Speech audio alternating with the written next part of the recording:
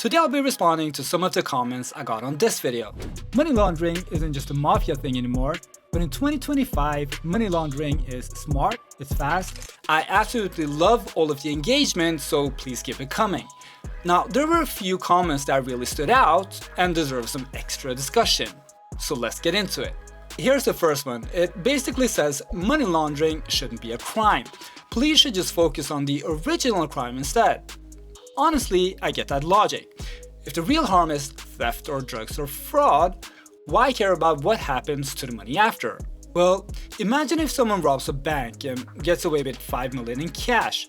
There's only so much Gucci and groceries you can buy with actual cash, so to really enjoy the profit, such as buying houses or opening legitimate businesses, that money has to look clean. The money laundering is what converts stolen cash into usable, untraceable wealth. Say police have no clue who actually robbed the place. If the laundering step wasn't illegal, the robber would basically hit the jackpot. Theft plus free conversion into spendable assets.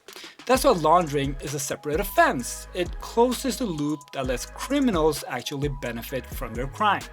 So yeah, laundering might sound like a victimless technicality, but in reality, it's a necessary step that keeps organized crime alive. Pablo Escobar didn't spend all of his money by walking into stores with duffel bags of cash. He used shell companies and offshore banks, and that's what kept his operation running. Now the next comment takes a totally different angle. It says the system itself is a problem. The government just wants control. They can flag any transaction they want, and we need more privacy. I hear this one a lot, and to be fair, there's a reason people feel that way. We're living in a world where personal data is collected everywhere. And I strongly agree. Privacy is very important, but let's separate perception from how compliance really works. In real AML programs, not every transaction is flagged, far from it. Most payments are processed automatically without any issue.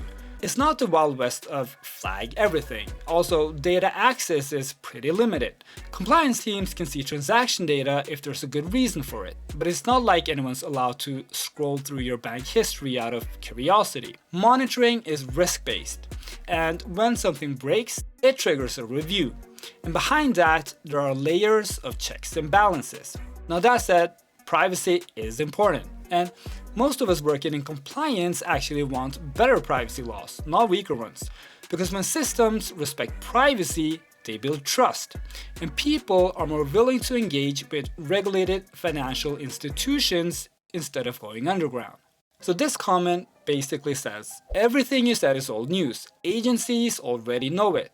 Am I delusional in saying that laundering has never been easier? And crypto mixers don't even work that well? Well, of course, regulators know this stuff. The IRS, DOJ, FinCEN, FBI, SEC, they've been studying laundering techniques for decades, and I'm not claiming to break news to them. I use their guidance extensively. My goal is not to teach people how to launder. My goal is education, to help compliance professionals and curious viewers understand how to spot and stop money laundering. So that's the first part. The last part, mixers. Mixers aren't magic. Investigators have traced plenty of them, but criminals adapt. They chain hop, they use privacy coins, and they're constantly looking for techniques to launder more money more easily. Truth is, they're way ahead of law enforcement, banks, and everyone else trying to stop them. So that brings us to the question, am I delusional in saying that laundering has never been easier? Well, if we're comparing to the 80s when Escobar moved boxes full of cash in seaplanes, then sure. There was less attention on money laundering and fewer controls back then. But there were also fewer channels and possibility to launder money as well. You had banks, you had wires, and offshore accounts, and that was basically it.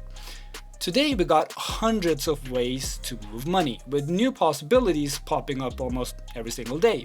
We're talking fake freelancers, crypto tumblers, gaming assets, and tax scams with fake invoices that launder money and steal millions from the government.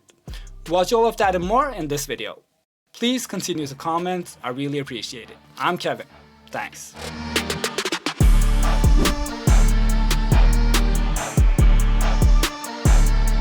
Fake companies issue fake invoices to claim tax refunds or cover money laundering. Carousel schemes send goods in circles across countries, so these methods were